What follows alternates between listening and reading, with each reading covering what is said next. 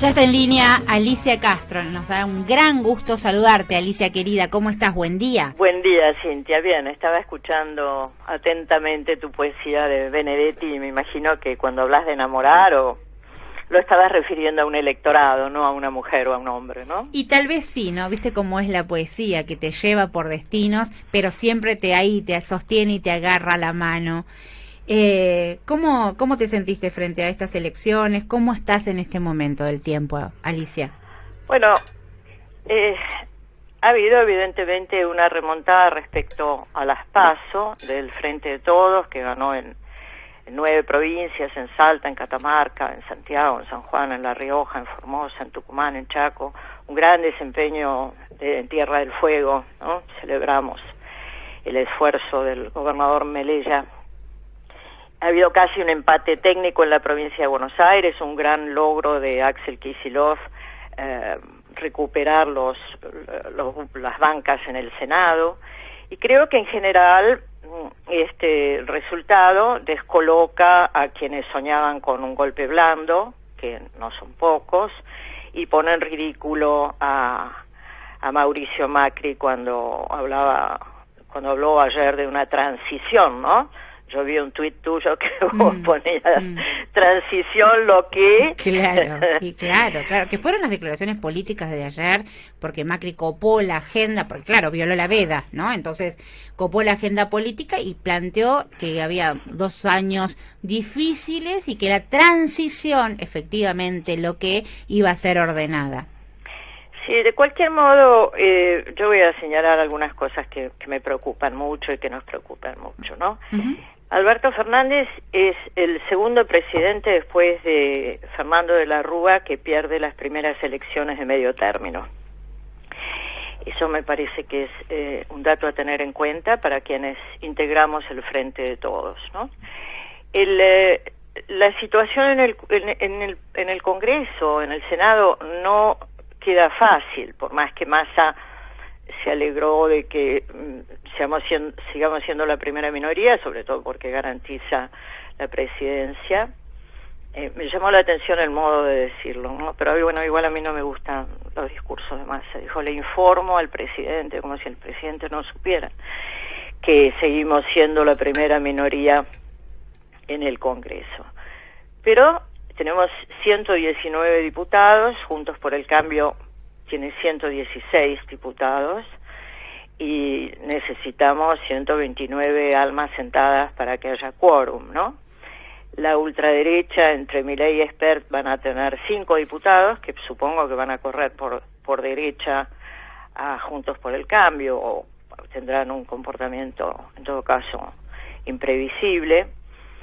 Y es buena palabra, imprevisible, ¿no? O sea, sobre esta configuración de estas derechas, y hago una digresión ya que entras en ese territorio, por favor. Porque no sé si viste las imágenes ayer en el Luna Park, mientras Milei celebraba los puntos que sacó en la ciudad de Buenos Aires y Espert en la provincia, un custodio, un guardia sobre el escenario frente a un asistente que se intentó acercar, desenfundó un arma, ¿no? Creo que era una calibre 45.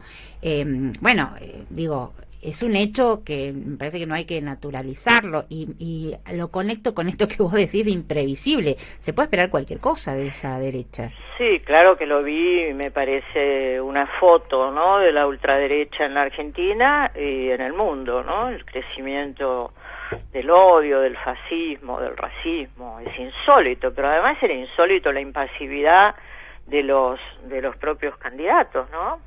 Claro, sí, mirá, no pasó nada acá. Sí, como si no pasara nada, con un custodio desde el escenario, que obviamente lo estaba viendo el país entero, porque se pasaban las transmisiones desde los respectivos búnkers o espacios políticos.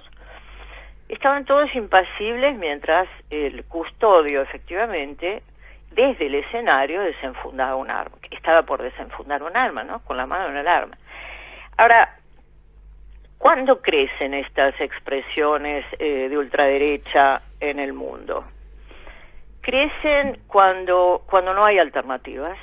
Crecen cuando los dos partidos en pugna se vuelven dos partidos del establishment y las personas no encuentran en ninguno soluciones a sus problemas cotidianos o soluciones para salvar el planeta, por ejemplo, ya que estamos en una tragedia medioambiental. Entonces, hay dos versiones, lo que Yanis Varoufakis, que integra también, como yo, el Consejo de la Internacional Progresista, Yanis Varoufakis llama esto dos autoritarismos gemelos, ¿no?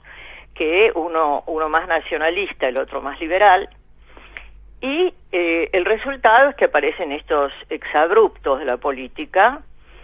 Milei no es el único, está precedido por Bolsonaro, por Trump, por Modi, por Le Pen, y últimamente hay quienes corren por derecha, como Vox o como esas expresiones. No sé cuánto durarán, pero en todo caso me parece que los partidos de izquierda o de centro izquierda, en este caso el Frente de Todos, tienen la responsabilidad de cumplir con su compromiso electoral y con las expectativas de los ciudadanos y ciudadanas de una coalición que se armó con un tuit de Cristina como una coalición electoral exitosa, pero no como una coalición de gobierno, ¿no? La propia vicepresidenta lo dijo en su carta después de las PASO, que había tratado infructuosamente de ver al presidente, de convencerlo que el ajuste en pandemia no es pertinente ni oportuno, que no habían ejecutado la mitad del presupuesto. Ahora, eso parece, no sé, te pregunto, parece haberse saldado, ¿no? Post carta, hubo cambios en el gabinete, efectivamente Cristina habló con Alberto, después hubo cierre de campaña, al que la vicepresidenta con todo su postoperatorio de todas maneras participó. Digo, más allá de las diferencias dentro del Frente de Todos, hay un esfuerzo por mantener una unidad. ¿Cómo lo analizás? Bueno, me parece básico, ¿no? Porque se trata de un frente donde la mayoría de votos los aportó el kirchnerismo, donde la energía, la fuerza y la historia, porque francamente no hubiéramos votado mayoritariamente al Frente Renovador. Alberto Fernández había sido jefe de campaña de Randazzo y de Massa sin lograr mucha eficacia en términos electorales. O sea, la mayor energía, la fuerza y los votos los puso el kirchnerismo. Sin embargo, a la hora de gobernar no parece presente en muchos actos, algunos de los cuales me voy a referir. Pero digamos, siguiendo con el panorama, me parece complicado, digamos, la situación en el Congreso, porque nos quedamos con 119 diputados y Juntos por el Cambio tiene 116. Yo no puedo decirte que estoy contenta porque yo francamente pensaba, a lo mejor ingenuamente, que Macri se iría como merece al basural de la historia. Eso es lo que yo creía que íbamos a lograr y no está sucediendo, ¿no? Increíblemente está en un nivel de competitividad Macri, Larreta, Juntos por el Cambio. Bueno, nosotros ganamos en 9 provincias y Juntos por el Cambio en 13, ¿no? Por eso, claro. Entonces, ¿qué lugar hay que mirarlo. Y luego sí. El Frente de Todos, perdóname, Cintia, no. pierde quórum propio en senadores, ¿no? De 41 senadores pasamos a 35 senadores. Esto, nos faltan 2 votos para el quórum, algo que no sucedía al peronismo desde hace 38 años, ¿no? Eso me parece penoso. Y luego, un dato que me parece interesante es que el Frente de Izquierda se coloca como tercera fuerza a nivel nacional, ¿no? Ahora, la pregunta que nos podemos hacer, que es la pregunta del millón, es ¿qué va a hacer el gobierno con estos resultados? ¿No?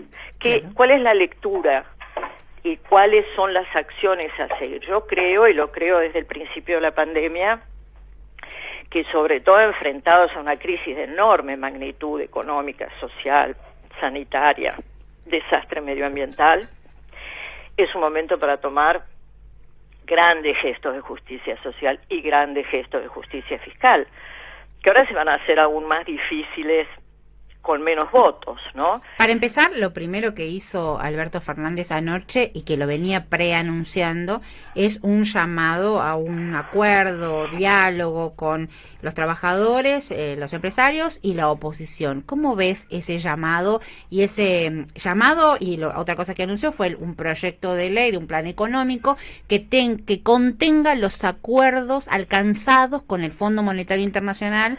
Y dijo que eso tiene el aval de todo el Frente de Todos, incluida la vicepresidenta. ¿Cómo analizás eso? Esa es una exigencia del Fondo Monetario Internacional. Es decir, lo que dejó trascender el Fondo Monetario Internacional de sus exigencias son 10 años de pago, 2024, 2034, 6.000 millones de dólares por año. Si queremos pagar en 11 años en vez de en 10, no sería un logro, porque serían otros 6.000 millones, entonces serían 66.000 en lugar de 60.000.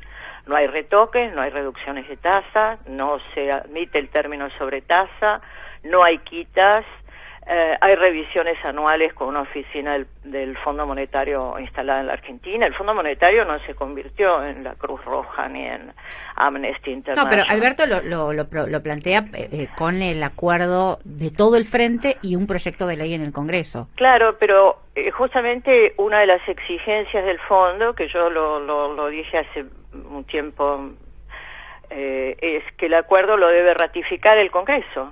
Es decir, el Frente de Todos va a tener que ratificar un acuerdo de una deuda que contrajo Macri, y lo dijo para que los bancos amigos fugaran ese dinero. Sí.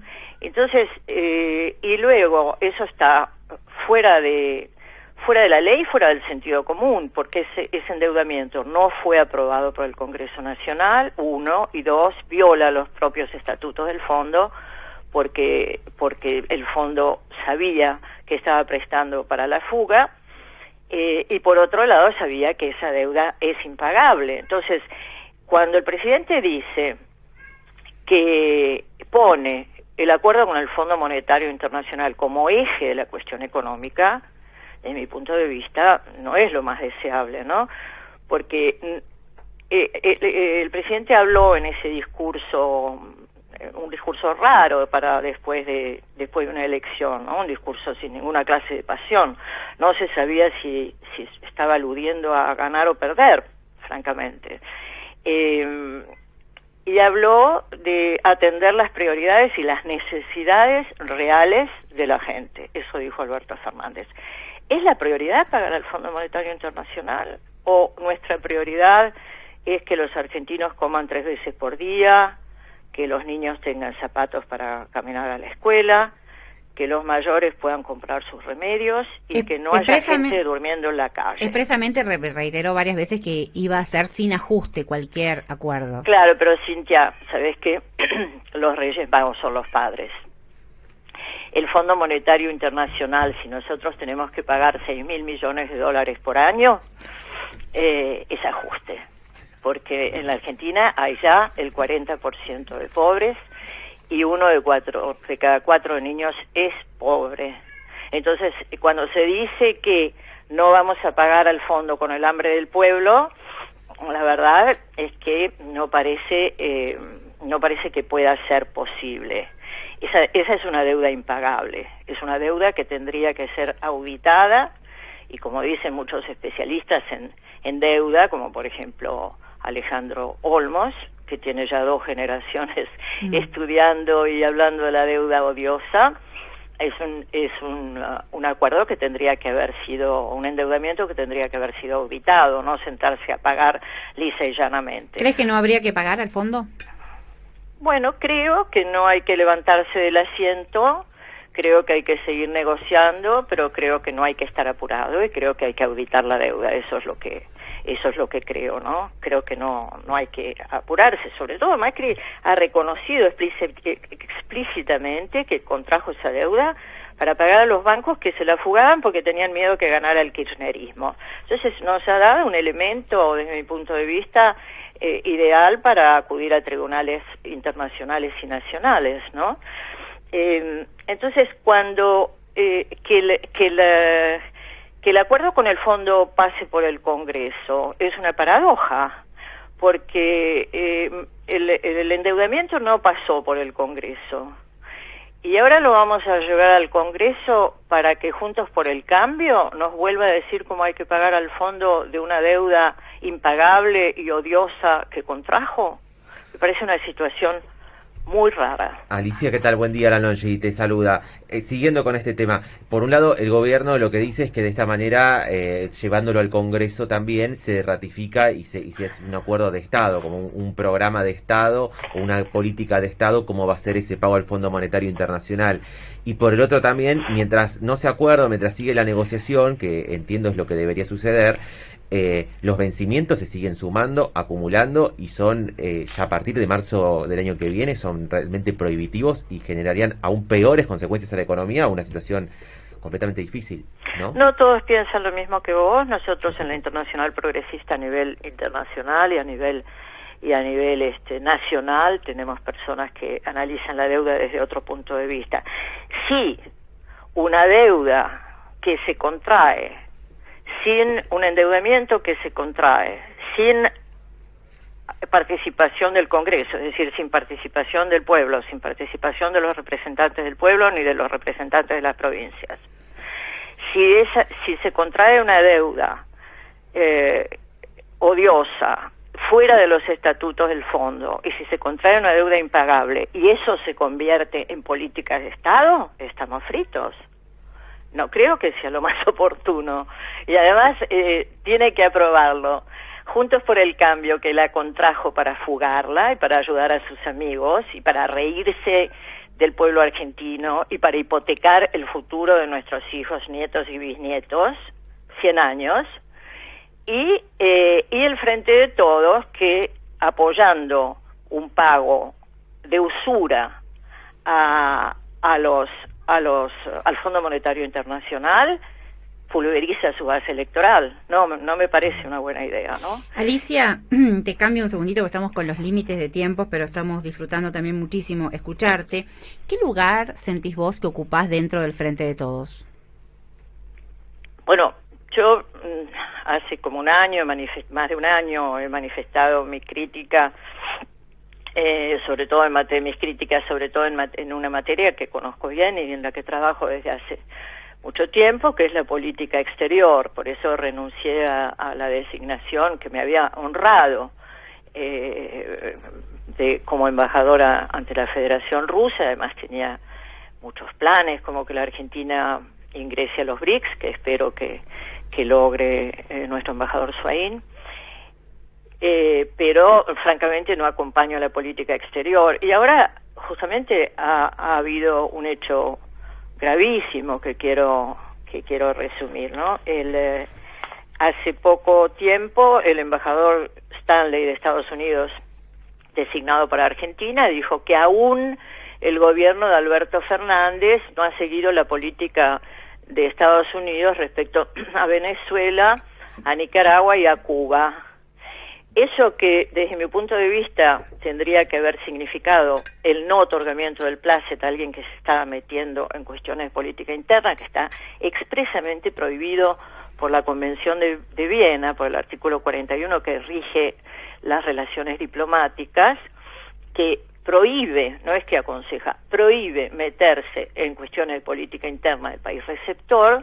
Al contrario, es algo que empezamos a cumplir a rajatabla, porque recientemente en la Asamblea General de la OEA ha ocurrido un hecho desde mi punto de vista de gravedad. La Argentina votó una moción de Canadá, de Estados Unidos y de otros demócratas como Duque de Colombia, Bolsonaro, Piñera, etcétera.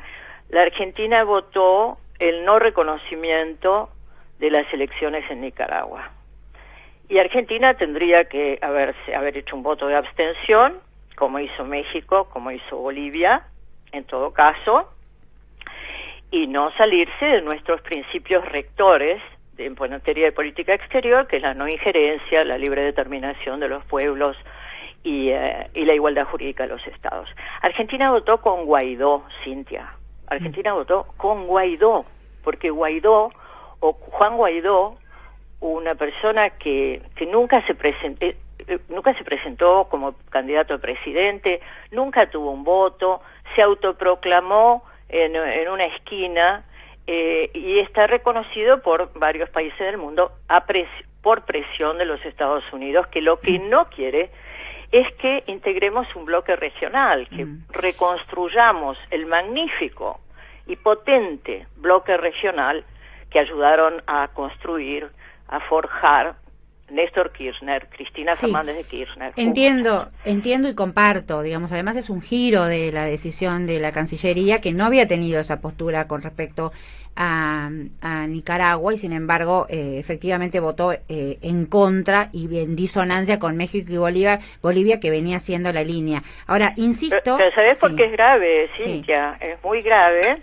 porque es la misma narrativa de Luis Almagro con Bolivia.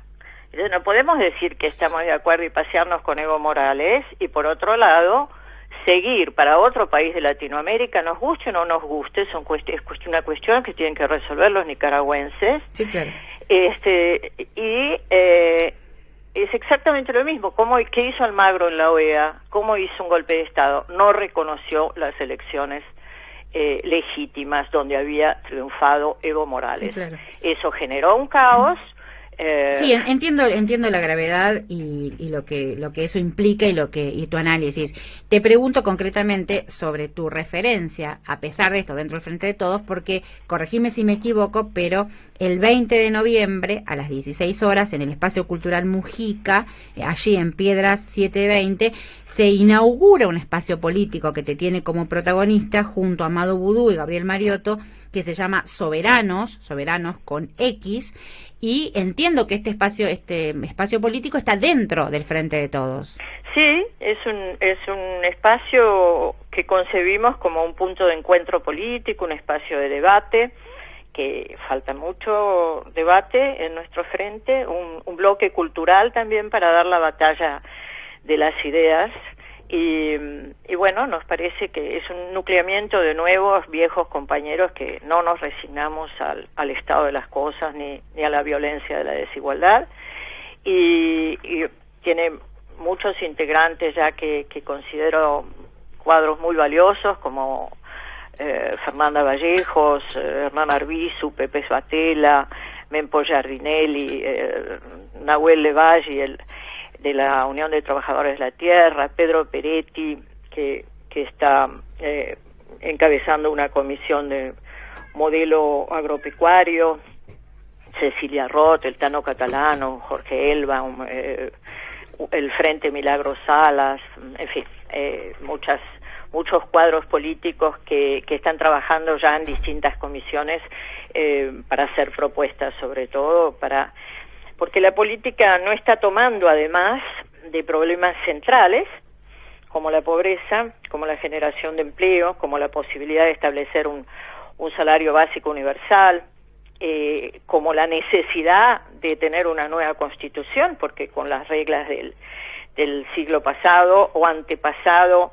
por lo visto, pueden endeudarnos hasta el hueso. Es imprescindible que haya una nueva constitución en la Argentina. Yo presenté un proyecto hace muchos años, hace casi 20 años en el Congreso de la Nación, pero creo que le ha llegado la hora. Y bueno, tenemos ya muchísima gente interesada que va a venir. Creo que el Mujica va a estar explotado porque no es un espacio tan grande, pero seguiremos trabajando para aportar ideas como te digo, a los viejos problemas y a los nuevos problemas que no se están atendiendo, como por ejemplo el cambio climático, ¿no? La Argentina es el primer país del mundo que acaba de aprobar trigo transgénico. No vamos ahí tampoco por el buen camino. Pareciera ser un aporte al rumbo, ¿no? Estamos terminando la entrevista y te quiero, en una frase, ¿no? Si podés, es eso, ¿no? Como un aporte al rumbo que creen ustedes, que cree el campo nacional y popular, que necesita el Frente de Todos. Crear un rumbo, sí, efectivamente, crear un rumbo entre todos y todas. Soberanos entonces se presenta el 20 de noviembre a las 16 horas en el Espacio Cultural Mujica, Piedra 720. Lo estamos dando aquí casi en primicia con Amado Vudú, Alicia Castro, Gabriel Mariotto. Gracias, Alicia Castro, por este contacto con la M750.